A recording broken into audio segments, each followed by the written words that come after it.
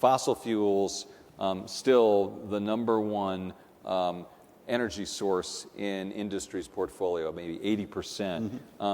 What are you guys doing at GE specifically with regard to that, and where do you see the portfolio, your portfolio at GE, say 5 years from now?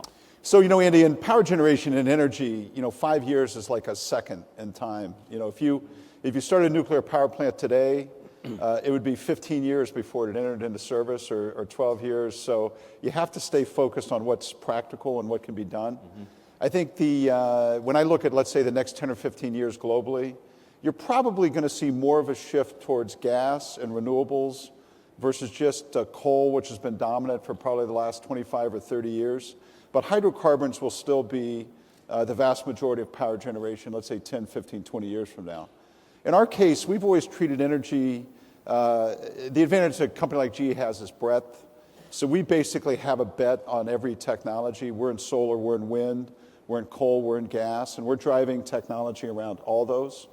The two biggest surprises, I'd say, of the last decade are no one would have ever guessed that natural gas would be $3 or $4 in the United States, but it is. I can't look at one GE pro forma that ever predicted that, but that is a massive game changer driven by technology. And solar energy was 30 cents a kilowatt hour a decade ago. Today it's 10.